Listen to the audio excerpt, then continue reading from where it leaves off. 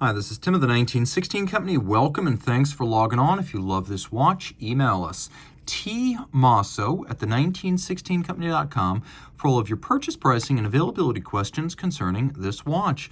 Today we have a lovely late 2020 for the 2021 model year launch. So launched for the 21 model year, this is the 25-piece grade 5 titanium Angelus U41 Tourbillon.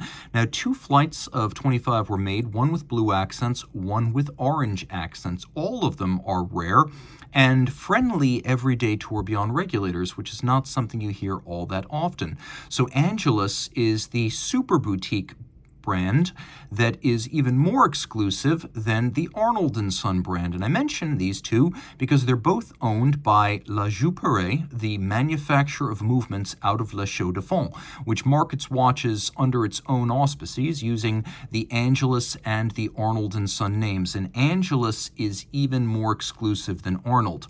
All of them, in turn, are owned by Citizen Group of Japan. So though only 25 of these were made as you see it, there will always be money for the parts and the service of these timepieces, which is a refreshing change from many small-time indie brands. This actually has a huge company behind it. So, in grade 5 titanium, 42 millimeters in diameter, 10.4 millimeters thick, from lug tip to lug tip, 50.5 millimeters with a 21 millimeter spacing in between the lugs.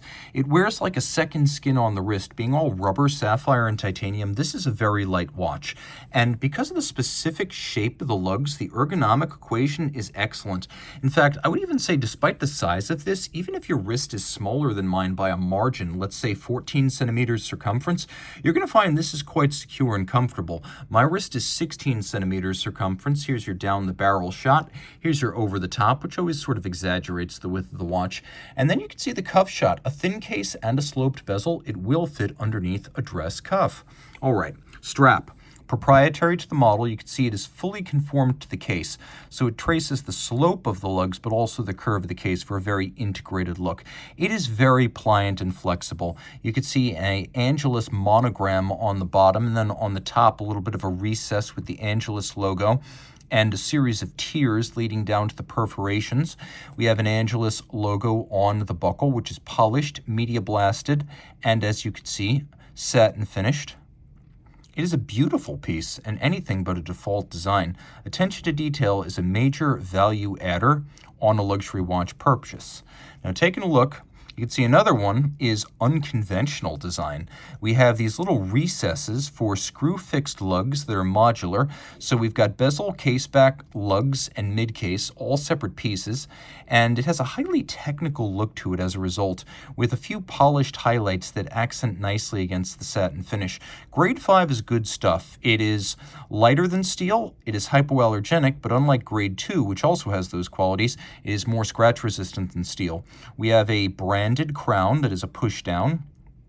You can see on the crown a combination of media blast and satination.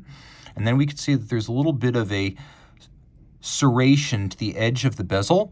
And Arnold & Son was ahead of its time with this glass box sapphire. Glass box, partly due to the actions of Tag Heuer, seems to be all the rage these days, but a highly cambered crystal back in 2020 was still pretty forward-looking and unconventional, and it looks great to this day. We'll do a lume shot. And you can see we have a luminescent hour and minute hand, and I'm not really doing it justice because, as you can see, they were superimposed right there. Now we'll do a secondary lume shot. The watch is a sporting tourbillon. Some changes were made to take Arnold & Son's dress watch tourbillon and turn it into this skeletonized caliber A300.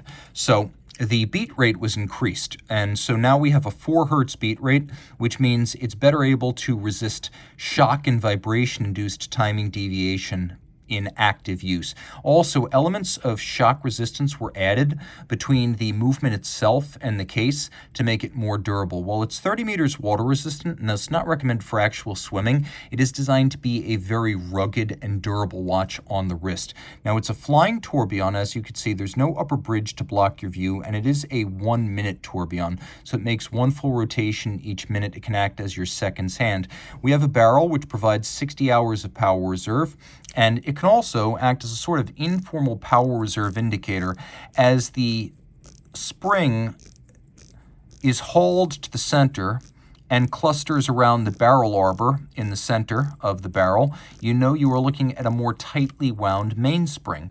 We have a beautifully decorated keyless works. You can see the set lever, the clutch, and the spring associated with the setting mechanism. When it's engaged via intermediate wheels, it actuates the hour wheel, the minute wheel, and the cannon pinion at center.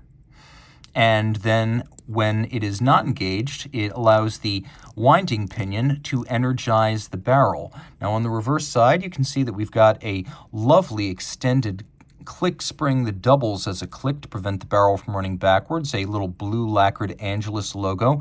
Inside a solarized crown wheel core, the periphery of the crown wheel is polished. All screw heads are polished on both sides. You can see satination on the wheels. We have a mechanically applied but very handsome bevel on the bridges, and then there is media blast across the bridges. Adjusted in 5 positions, which is the high horology and chronometer standard. You always love to see that. And it is a 23 jewel movement that is quite minimal in its execution.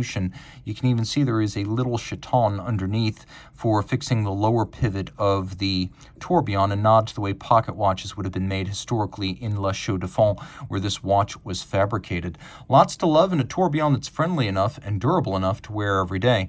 I think the best finished element on the watch is actually, well, it's between the tourbillon carriage and this keyless works, but that keyless works right there, all in steel and beautifully decorated with beveling, media blast, and satination. That's my favorite part of the watch. So wear it, love it, see it, and be assured it's rare. Reach out to Team Mosso at the 1916company.com for purchase and pricing details.